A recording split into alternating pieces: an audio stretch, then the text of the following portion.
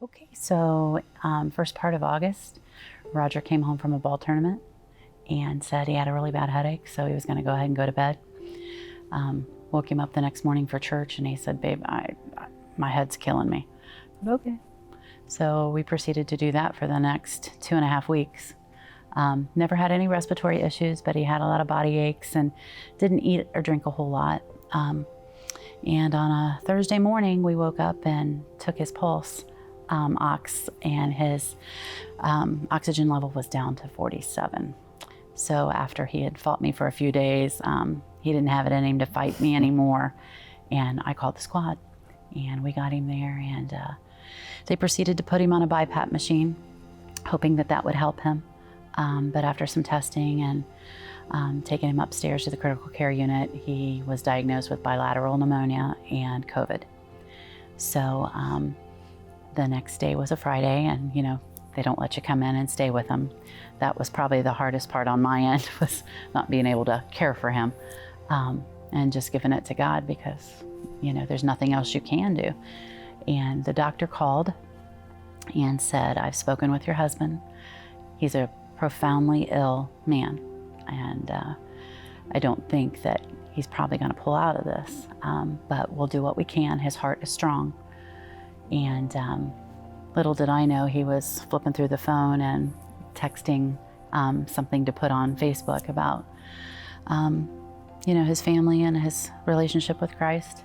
And they put him on the ventilator and gave him some paralytics and proned him, turned him over on his stomach, and he stayed that way for 9-10 days. And we'd get calls from the doctor and the nurses a couple times a day, and just the roller coaster ride. And I mean, you truly, just jump on board. Lord, help me. There's nothing I can do. It's all in your hands.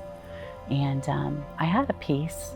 I truly did, about the bills, about his, pulling through. I mean, there were a lot of nights I cried, because we've been married 35 years and never been apart.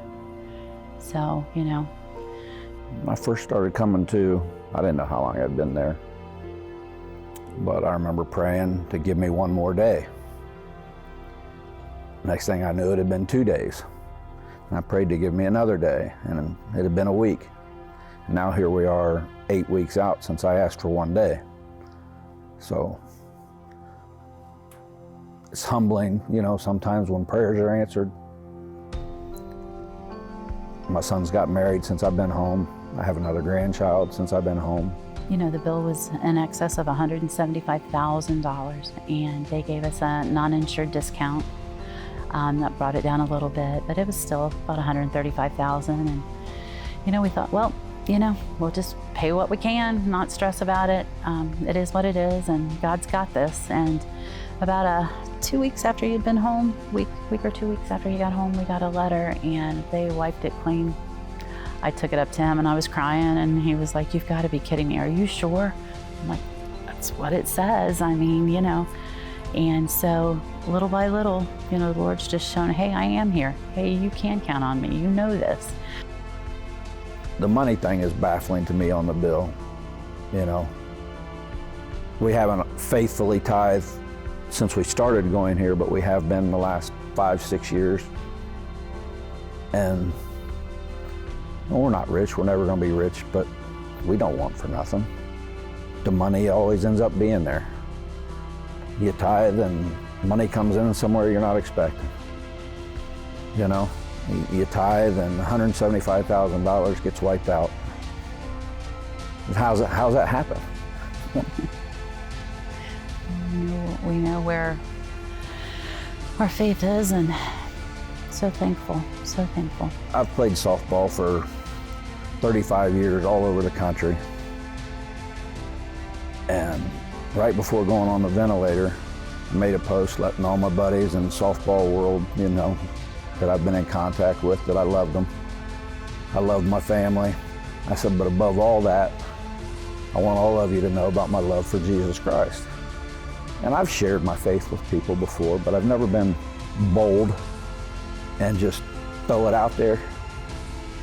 And when I got out of the hospital and seen that post, it just kind of amazed me that no matter what happened while I was in the hospital, I was going to let everybody know. that above everything in life, anything you like, your family, that relationship with Christ, everybody can have. You can forgive anything. All you got to do is ask. I was just floored that I threw that out there in the lowest point of my life. Just wanted to share it with everybody.